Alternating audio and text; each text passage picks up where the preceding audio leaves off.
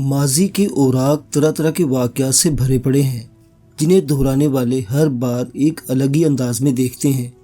انہی اوراق میں والی خراسان الپتکین کے غلام سبکتگین نے جب ایک روز ہرنی کے بچے پر رحم کرتے ہوئے اپنے شکار کو آزاد کیا اور آگے چل کر اسی غلام کے ہونہار بیٹے محمود غزنوی نے اشاعت اسلام اور بت پرستی کے خلاف یادگار 17 حملے کیے اور تاریخ میں بت شکن کا خطاب پایا۔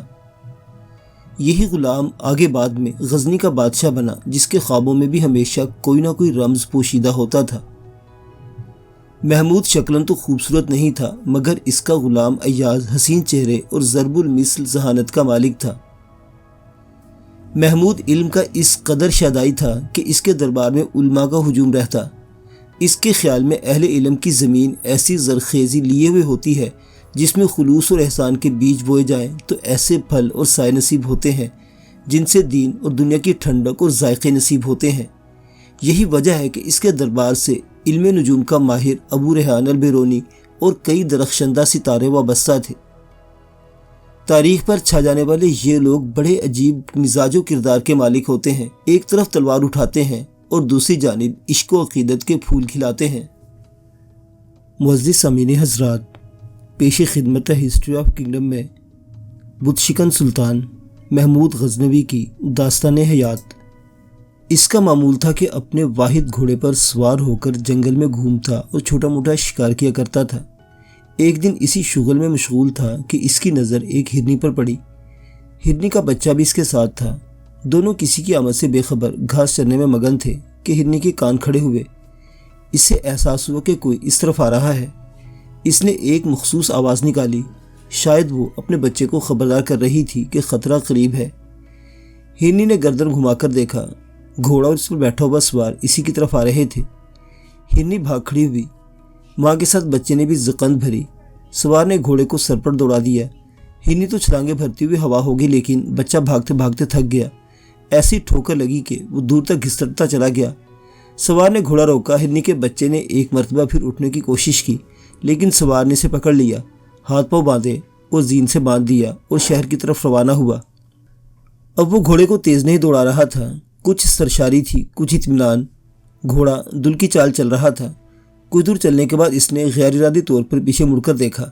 وہ یہ دیکھ کر حیران رہ گیا کہ ہرنی اس کے پیچھے بھاگتی چلی آ رہی ہے۔ ہرنی کے چہرے سے رنج اور ملال کی کیفیت ظاہر ہو رہی تھی۔ سوار کو اچانک یاد آیا کہ ہرنی کا بچہ اس کے پاس ہے۔ پہلے اس نے سوچا کہ ہرنی کو دوڑاتا ہوا شہر تک لے چلے، لیکن دوسرے ہی لمحے اس کا دل یہ سوچ کر لرز اٹھا کہ یہ ہرنی محض ہرنی نہیں ہے، ایک ماں ہے جو اپنے بچے کی رہائی کے لیے بے چین ہے۔ اس نے بغیر کسی توقف کے بچے کے ہاتھ پاؤں کھولے اور اسے زمین پر چھوڑ دیا۔ بچہ بھاگتا ہوا ماں کے پاس پہنچ گیا۔ وہ منظر دیکھنے کا تھا جب بے زبان ہرنی اپنے بچے کو بے تحاشا چوم رہی تھی اور بار بار نظریں اٹھا کر سوار کی طرف دیکھ لیتی تھی، جیسے آنکھوں میں اس کا شکریہ ادا کر رہی ہو۔ پھر اس نے بچے کو ہمراہ لیا اور جنگل کی طرف پلٹ گئی۔ یہ منظر دیکھ کر سوار کی آنکھوں میں نمی تیر گئی۔ وہ جب رات کو سونے کے لیے لیٹا، اس وقت بھی وہ ممتا کی ماری ہرنی پر غور کر رہا تھا۔ پھر اسے نیند آ گئی۔ اس نے خواب میں حضرت صلی اللہ علیہ وسلم کو دیکھا۔ آپ فرما رہے تھے، تو نے ایک بے زبان جانور پر رحم کیا، وہ خداوند تعالیٰ کی بارگاہ میں بہت مقبول ہوا ہے، لہٰذا اس کے سلے میں تجھے چاہیے کہ یہ طریقہ اختیار کرے اور کبھی رحم کو ہاتھ سے نہ جانے دے، کیونکہ یہ طریقہ دین و دنیا کا سرمایہ ہے۔ یہ رحم دل سوار سبکتگین تھا جو والی خراسان الپتکین کا غلام تھا۔ اس کے ہونہار بیٹے سلطان محمود غزنوی نے تاریخ اسلام میں بت شکن کا خطاب پایا۔ سبکتگین کے ابتدائی حالات میں آتا ہے کہ وہ نسلاً ایران کے بادشاہ یزدجرد کے خاندان سے تھا۔ اسے ایک سوداگر ترکستان سے بخارا میں لایا اور پھر سے الپتکین کے ہاتھ فروخت کر دیا۔ الپتکین نے اس کے چہرے پر عقل و دانش کے آثار دیکھے تو اسے اپنے خاص لوگوں میں شامل کر لیا۔ بعد میں اسے اپنے لشکر کا امیر الامراء بنا دیا۔ حضرت عثمان کے زمانہ میں ایران کے بادشاہ یزدجرد کو قتل کیا گیا تو اس کی اولاد ترکستان کی طرف بھاگ گئی۔ سبکتگین انہی کی اولاد میں سے تھا۔ وہ نہ جانے کب تک اسی حال میں رہتا کہ اس پر ترقی کے دروازے کھلنے لگے۔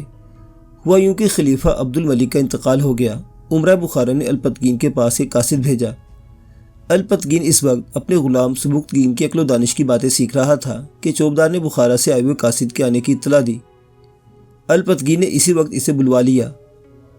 وہ قاصدوں سے ہمیشہ خلوت میں ملاقات کرتا تھا، لیکن قاصد بخارا سے آیا تھا اور عبد الملک کے انتقال کو زیادہ دن نہیں گزرے تھے، اس لیے اس نے یہی سمجھا کہ کوئی ازحد ضروری پیغام ہوگا۔ اس نے اتنا وقت بھی ضائع نہیں کیا کہ اٹھ کر جاتا یا غلام کو باہر جانے کو کہتا۔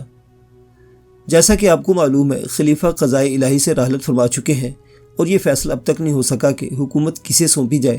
امراء بخارا نے دریافت فرمایا ہے کہ آل سامان میں کوئی ایسا شخص ہے جو حکومت کرنے کا اہل ہو۔ الپتگین نے جواب طلب نگاہوں سے سبکتگین کی طرف دیکھا، پھر اچانک اسے اپنی حیثیت یاد آ گئی۔ قاصد کی موجودگی میں ایک غلام سے رائے لینا ٹھیک نہیں، اس نے خود جواب دینا مناسب سمجھا۔ میرا یہ پیغام امراء بخارا تک پہنچا دو کہ منصور بن عبد الملک ابھی نوجوان ہے، لہٰذا حکومت کا اہل اس کے چچا سے زیادہ کوئی نہیں۔ قاصد کے رخصت ہونے کے بعد سبکتگین بولنے کی جسارت کی، یہ آپ نے کیا پیغام پہنچا دیا؟ میری رائے میں یہی مناسب تھا، کیا تمہارا خیال اس کے برعکس ہے؟ یہ صحیح ہے کہ رموز مملکت بادشاہ ہی جانتے ہیں، لیکن اگر اجازت ہو تو غلام کچھ عرض کرے۔ تمہاری باتوں کو میں نے ہمیشہ سے سنا ہے۔ آپ نے ایک طرح سے منصور بن عبد الملک کی مخالفت کر دی ہے۔ اگر امراء بخارا منصوری کو تخت پر بٹھا دیتے ہیں تو یہ مخالفت منصور کے دل میں کانٹے کی طرح کھٹکتی رہے گی۔ اگر وہ تخت پر نہیں بیٹھ سکا تو وہ اس حق تلفی کو آپ کی مخالفت کا نتیجہ سمجھے گا۔ آپ کو سکوت اختیار کرنا چاہیے تھا۔ تم ٹھیک کہتے ہو، لیکن اب تو تیر کمان سے نکل چکا۔ سبکتگین کا اندازہ درست نکلا۔ قاصد یہ پیغام لے کر بخارا آیا تو امراء نے الپتگین کی رائے کو کوئی اہمیت نہیں دی اور منصور کو تخت نشین کر دیا۔ بعض امراء نے منصور کے کان میں بات بھی ڈال دی کہ الپتگین نے اس کی مخالفت کی تھی۔ منصور بن عبد الملک نے حکومت کی باغ دوڑ سنبھالتے ہی الپتگین کو اپنے حضور طلب کیا۔ الپتگین کے دل میں چور تھا، کیونکہ وہ منصور کی مخالفت کر چکا تھا۔ اس کے پاس جانا آزادی کو قید سے بدلنا تھا۔ اس نے علم میں سرکشی بلند کیا، 2-3 ہزار سواروں کو ساتھ لیا جو اس کے غلام تھے، اور خراسان سے غزنی کی طرف روانہ ہوا۔ سبکتگین اس کے لشکر کا سپہ سالار تھا۔ سبکتگین نے دلیری دکھائی اور ایک ہی حملے میں غزنی کو فتح کر لیا۔ الپتگین غزنی کا خود مختار حکمران بن گیا، خراسان اس کے ہاتھ سے نکل گیا۔ الپتگین نے 15 سال تک ہمت و اقبال مندی سے حکومت کی۔ اس عرصے میں سبکتگین کے جوہر خوب کھلے۔ اس نے اپنے آقا کے حکم سے کئی بار ہندوؤں سے جہاد کیا اور کامیابی حاصل کی۔ الپتگین کے انتقال کے بعد حکومت اس کے بیٹے ابو اسحاق کے پاس گئی، لیکن کچھ عرصے بعد اسحاق کا انتقال ہو گیا۔ ارکان سلطنت نے سبکتگین کے چہرے پر فتح مندی کے آثار دیکھ کر اسے بادشاہ تسلیم کر لیا۔ ایک غلام غزنی کا بادشاہ بن گیا، ایک شاہانہ عزم کے ساتھ جہاد پر کمر بستہ ہو گیا۔ وہ ہندوستان پر حملے کرنے لگا، وہاں سے غلام اور مال غنیمت لاتا تھا۔ اس نے الپتگین کی بیٹی سے شادی کر لی۔ وہ ان دنوں دریائے چناب کے کنارے واقع شہر سودرا، موجودہ وزیر آباد میں ایک مقامی ہندو سے برسر پیکار تھا۔ اس نے یہاں ایک خواب دیکھا کہ اس کے مکان کے آتش دان سے ایک بڑا درخت پیدا ہوا، جس کے سائے تلے پوری دنیا آ گئی۔ آنکھ کھلی تو وہ اس خواب کے بارے میں سوچنے لگا۔ خواب مبارک معلوم ہو رہا تھا، لیکن کوئی واضح تعبیر سمجھ میں نہیں آ رہی تھی۔ اس نے باقی رات کچھ سوتے کچھ جاگتے گزار دی۔ اس نے سوچا تھا کہ صبح ہوتے ہی اس خواب کے بارے میں کسی سے مشورہ کرے گا، لیکن اس کی نوبت ہی نہیں آئی۔ خواب کی تعبیر خود اس کے سامنے آ کر کھڑی ہو گئی۔ ایک شخص غزنی سے آیا تھا اور اتنی تیزی میں تھا کہ گھوڑا دوڑاتا ہوا سبکتگین کے خیمے کے سامنے آ کر کھڑا ہو گیا۔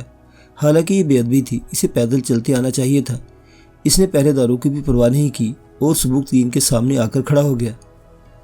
اے شخص، کیا تو سارے آداب بھول گیا ہے؟ حالانکہ میں نے تجھے پہچان لیا ہے، تجھے کیا کہنا ہے؟ حضور، بات اتنی خوشی کی ہے کہ مجھے کچھ یاد نہ رہا۔ اللہ تعالیٰ نے آپ کو فرزند عطا کیا ہے۔ اللہ تیرا شکر ہے۔ سبکتگین کی زبان سے بے اختیار نکلا، تو نے میرے خواب کو سچ کر دکھایا۔ پیغام لانے والا کچھ بھی نہ سمجھ سکا کہ وہ کیا کہہ رہا ہے۔ اس نے سبکتگین کی جانب سے انعام وصول کیا اور خیمے سے باہر نکل گیا۔ کچھ ہی دیر گزری تھی کہ سودرا کے کنارے واقع مندر کو سبکتگین کا لشکر نے مسمار کر دیا اور حریف راجہ فرار ہو گیا۔ سبکتگین نے اس لڑکی کی پیدائش پر شکر گزار ہوا جس کے تالے کی مدد سے بت خانہ مسمار ہوا۔ اس نے لڑکے کا نام محمود رکھا۔ یہی لڑکا تاریخ میں سلطان محمود غزنوی کے نام سے مشہور ہوا۔ سبکتگین نے محمود کے ہوش سنبھالتے اسے جنگی تربیت سے آراستہ کرنا شروع کر دیا۔ اس بچے میں بھی کچھ ایسی خداداد صلاحیت تھی کہ بچپن میں وہ ایک اچھا شاہسوار بن گیا۔ اس کی حرکات و سکنات سے دلیری اور بہادری بھی ظاہر ہوتی تھی۔ سبکتگین اسے ہر لڑائی میں اہم رکاب میں رکھنے لگا، یہاں تک کہ وہ جوانی کی عمر میں پہنچ گیا۔ اس کی عمر 16 سال تھی کہ اسے اپنے باپ کے ساتھ ہندوستان کے راجہ جے پال سے جنگ لڑنے کا موقع ملا۔ ان دنوں شمالی ہندوستان کا سب سے بڑا راجہ جے پال تھا۔ اس کی سلطنت ایک طرف جلال آباد اور پارا چنار تک تو دوسری طرف کشمیر کے جنوبی پہاڑی علاقے سے لے کر ملتان تک پھیلی ہوئی تھی۔ اس نے مسلمانوں کی بڑھتی ہوئی طاقت کو روکنے کے لیے ایک مقام بھٹنڈا میں قیام کیا اور پھر ایک بہت بڑا لشکر لے کر مسلمانوں کی سلطنت کی طرف بڑھا۔ اس کے جواب میں سبکتگین نے بھی لشکر تیار کیا اور اس سے مقابلے کے لیے غزنی سے روانہ ہوا۔ کمسن محمود غزنوی، جس کی ابھی مسیں بھی بھیگ رہی تھیں، باپ کے ہم رکاب تھا، اس لیے کہ یہ پہلی اتنی بڑی جنگ تھی، لیکن وہ بے خوف تھا اور چکنا بھی، قدم قدم پر باپ کو مشورے دیتا جاتا تھا۔ ہمارا لشکر راجہ کے مقابلے میں بہت کم ہے، محمود نے سبکتگین سے کہا، تو کیا ہم واپس پلٹ جائیں؟ میرا یہ مقصد نہیں تھا، بلکہ میں کہنا چاہتا ہوں کہ اس جنگ میں ہمیں طاقت سے زیادہ حکمت عملی کا مظاہرہ کرنا ہوگا۔ کوئی تجویز ہے تمہارے پاس؟ غورینا اور گنڈا بک کے پہاڑ میں میری تجویز کو عملی جامہ پہنانے کے لیے تیار کھڑے ہیں۔ کیسی تجویز؟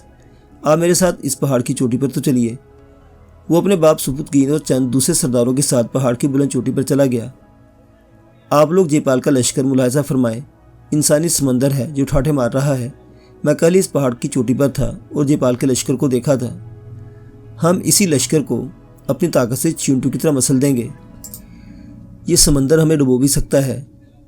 اسی لیے میں نے بابا جانی کو مشورہ دینے کی جسارت کی تھی کہ وہ میری تیار کردہ حکمت عملی پر غور فرمائے۔ مسئلہ اس وقت اسی میں ہے کہ 500 سواروں کے دستے بنائے جائیں۔ یہ دستے باری باری لڑیں، پہلے ایک دستہ میدان میں جائے، باقی لوگ پہاڑ میں چھپے رہیں، جب یہ دستہ تھک جائے تو دوسرا روانہ ہو۔ سبکتگین نے اس رائے کو پسند کیا۔ پہاڑ سے نیچے اتر کر دوسرے سرداروں سے بھی مشورہ کیا، سب نے اس رائے کو پسند کیا۔ سبکتگین کا سینہ اس وقت فخر سے پھول گیا۔ محمود میرے عظیم فرزند، میں نے تیری پیدائش کے وقت خدا سے دعا کی تھی کہ یہ بچہ میرا نعم البدل بنے، میرے ادھورے کاموں کو مکمل کرے، کفرستان ہند سے باطل کا خاتمہ کرے، بت فروش نہ ہو، بت شکن بنے۔ مجھے آس محسوس ہو رہا ہے میری یہ دعا قبول ہوئی، تو ضرور تاریخ عالم میں نام پیدا کرے گا۔ محمود کی تجویز کے مطابق دفاعی مورچے قائم کر دیے گئے، جہاں غزنی فوج کے دستے متعین کر دیے گئے۔ ان سب کو اپنی اپنی باری پر دشمن کے سامنے آنا تھا۔ جنگ شروع ہوئی تو امیر سبکتگین، محمود غزنوی اور دوسرے سردار محض چند ہزار سواروں کے ساتھ دشمن پر جھپٹے۔ راجہ جے پال اپنے ہاتھی پر بیٹھا مسکرا رہا تھا۔ اس کی 1 لاکھ سپاہ کے مقابلے میں چند ہزار سوار میدان میں اترے تھے۔ ہنسنے کی بات تو تھی، لیکن کچھ ہی دیر میں وہ بے چینی سے پہلو بدلنے لگا۔ یہ بالک کون ہے؟ جے پال نے اپنے ایک سردار سے محمود کے بارے میں پوچھا۔ اس کے بدن میں بجلی بھری ہوئی ہے، کس بہادری سے لڑ رہا ہے، کون ہے یہ؟ مہاراج، یہ سبکتگین کا بیٹا محمود ہے۔ اگر سبکتگین کے بعد حکومت اسے مل گئی تو یہ ہندوستان کے لیے بڑا خطرہ بن جائے گا۔ مہاراج ابھی ہماری تلواروں کے دمخم سے واقف نہیں، اپنے آدمیوں سے کہو سب کو چھوڑ کر اس دلیر کو گھیر لیں، اس جنگ میں یہ بچ کر نہ جانے پائے۔ جے پال کی نظریں محمود پر لگی ہوئی تھی۔ وہ دیکھ رہا تھا کہ اس کی تلوار برق کی طرح کون رہی ہے، گردنیں اڑاتی چلی جا رہی ہے۔ کبھی وہ قلب میں نظر آ رہا تھا، کبھی میمنہ اور میسرہ میں۔ پھر اس نے یہ بھی دیکھا کہ اس کے چند سرداروں نے محمود کو گھیرے میں لے لیا، لیکن یہ کیا، محمود گھیرا توڑ کر نکل گیا۔ اس کی مدد کے لیے غزنی سردار پہنچ چکے تھے۔ اس کے ساتھ ہی لشکر کی پشت پر شور مچا۔ دفاعی مورچوں سے 500 سواروں کا دستہ نکل آیا تھا۔ جے پال کی فوج کو اتنی عددی برتری حاصل تھی کہ اس نے اس حملے کو سنبھال لیا۔ تھوڑی ہی دیر گزری تھی کہ ایک اور تازہ دم دستے نے حملہ کر دیا۔ ہندو لشکر اس دستے کے خلاف بھی جم کر لڑنے لگا۔ اس کے بعد جنگ کا نقشہ ہی بدل گیا۔ دفاعی دستے ایک ساتھ باہر نکل آئے اور چاروں طرف سے حملہ کر دیا۔ ہندو لشکر اس ناگہانی آفت سے بوکھلا گیا۔ ان لوگوں نے یہ سمجھا کہ سبکتگین کو کہیں سے تازہ کمک مل گئی ہے۔ انہوں نے بھاگنا شروع کر دیا۔ اس فرار میں بے شمار ہندو قتل ہوئے۔ لشکر کی تعداد کم ہوئی تو جے پال کا ہاتھی بھی میدان سے نکل گیا۔ مسلمانوں نے نیلاب سندھ کے کنارے تک ان کا تعاقب کیا اور وسیع پیمانے پر قتل و غارت گری کی۔ پشاور کے ملک دریا نیلاب کے کنارے تک مسلمانوں کے ہاتھ میں آ گئے۔ ان مفتوحہ علاقوں میں قانون اسلامی رائج ہوا اور سبکتگین کے نام کا خطبہ و سکہ جاری ہوا۔ اس جنگ میں شاندار کامیابی کے بعد وہ امیر نوح بن منصور کی مدد سے آگے بڑھا اور خراسان اور ماورا النہر میں کئی شاندار کامیابیاں حاصل کی۔ معزز سامعین حضرات، یہ داستان ابھی جاری ہے، بقیہ واقعات اگلی قسط میں۔ دیکھتے رہیے ہمارا چینل۔ اللہ حافظ۔